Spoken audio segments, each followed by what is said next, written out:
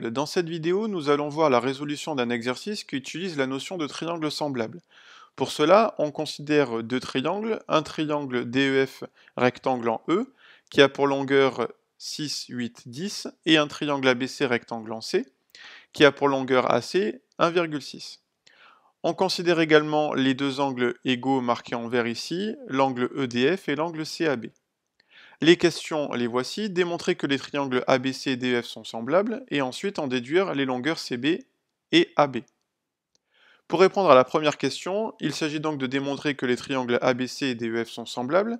Il s'agit donc de montrer que ces deux triangles ont leurs angles 2 à 2 de la même mesure. Pour cela, on sait déjà que les deux angles marqués en vert, c'est-à-dire les deux angles CAB et EDF, sont égaux, puisque c'est le codage qui nous l'indique. Ensuite, on sait également que l'angle DEF est égal à l'angle ACB qui est égal à 90 degrés, puisque les deux triangles sont des triangles rectangles, et donc ils ont un angle droit.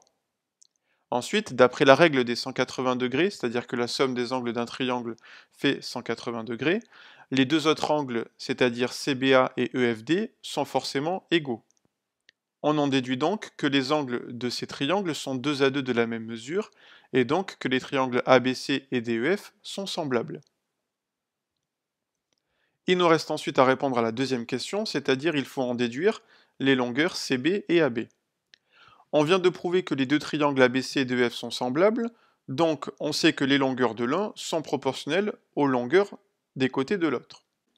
On a donc la longueur CA sur la longueur ED qui doit être égale à la longueur BC sur la longueur EF, qui doit être égale à la longueur AB sur la longueur DF. On remplace ensuite par les valeurs, ce qui nous donne 1,6 sur 8, qui est égal à CB sur 6, et qui est égal à AB sur 10. On applique ensuite l'égalité des produits en croix. On a donc CB qui sera égal à 6 fois 1,6 divisé par 8, ce qui nous donne 1,2.